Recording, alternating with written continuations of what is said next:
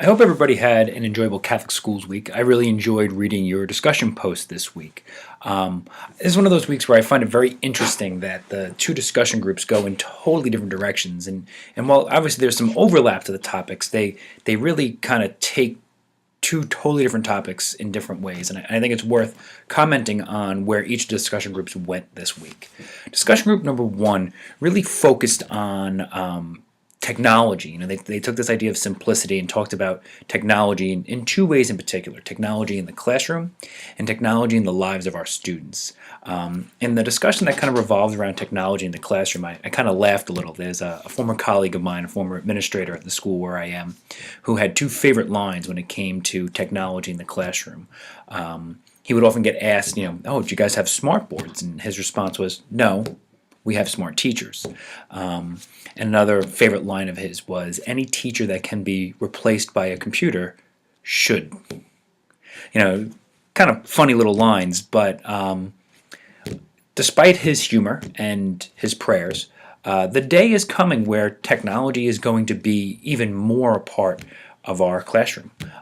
Many of you probably already have computers and projectors and stuff like that in classrooms. The day is not too far in the future where students are going to have iPads instead of backpacks of textbooks.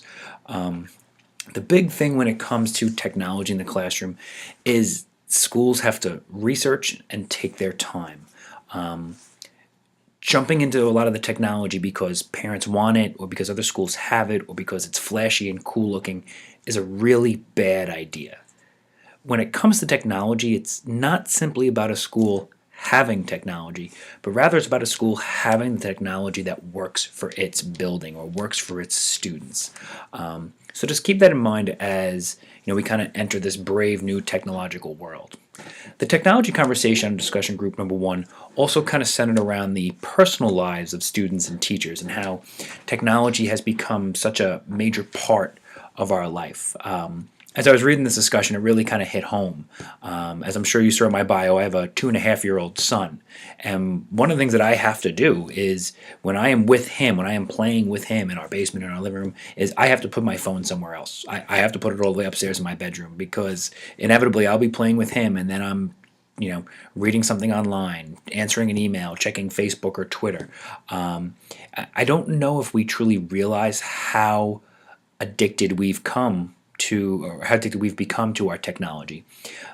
In this message, I'm going to actually send a link to a video that kind of shows from an outside perspective how much of the world we currently view through our 3-inch by 3-inch phone screen. It's a really sort of aha video where you're watching, you're like, oh wow, that's me. A number of people asked, how do we get our students to unplug?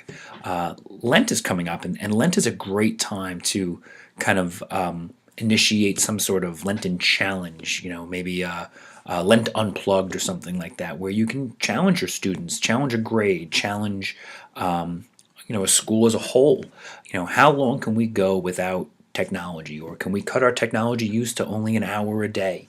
You can create some sort of Lenten fast that revolves around fasting from our phones and our iPads and our Facebook and our Twitter, et cetera, et cetera.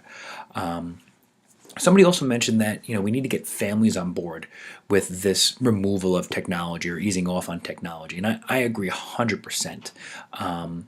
And one of the ways we can do that is by informing our families, inviting our families to school. We have divisional guidance nights where they mostly occur in the fall, but where the parents of an entire division, 9th grade, 10th grade, 11th grade, 12th grade, are invited to come to school, and our guidance counselors kind of go through the things that we see with this class.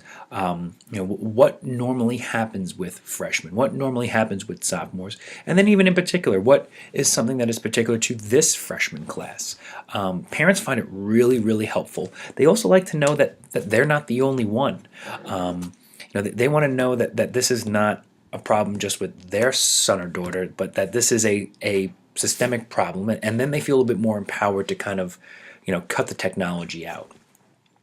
So that was discussion group number one, really kind of focused on technology, which was not a way I originally saw the discussion going. Discussion group number 2 focused on service. They took this idea of simplicity and kind of talked very much about service. There was a very interesting discussion about required service hours, and is requiring service hours a good thing or a bad thing? Does it take away the actual service part of service if you're required to do it? I don't really know if there's a right answer to that question. I think it really depends on the individual school buildings or the individual school populations. But one of the things that it definitely raises is the idea of more service. Do we need to be doing more service? I'm reminded of the Mother Teresa quote, which I'm just going to paraphrase right now, that we can do no great things. We can only do small things with great love. What kind of love are we putting into our service? It's not always about more service. It's about the same service with more love. I had a theology professor. He always used to tell us that our culture of more is sometimes ruining our idea of service. We're not called to do more service. We're not called to do 10 more hours of service or 15 more hours of service. We're not called to work in a second soup kitchen or at a third hospital. Sometimes we're called to do the same service with more love. And then he would always kind of end that with a joke that he's not called to love more women. He's called to love one woman more deeply, his wife. He would always make that joke, and that kind of made you go, oh yeah, that makes a lot of sense. So service as an idea of simplicity or as an act of love was really sort of a neat way for that discussion to go. I just want to leave you with one small little suggestion, and that's simplicity for ourselves.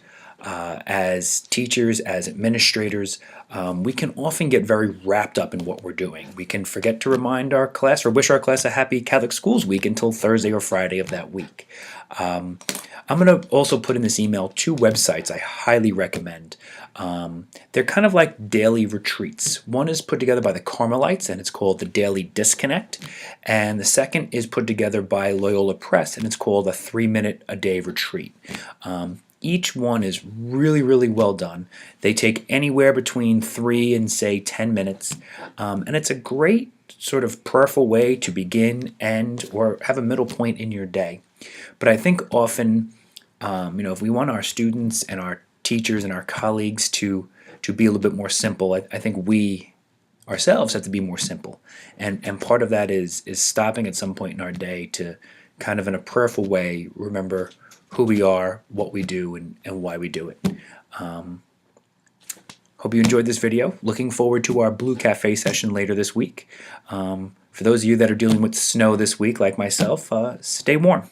Have a good afternoon.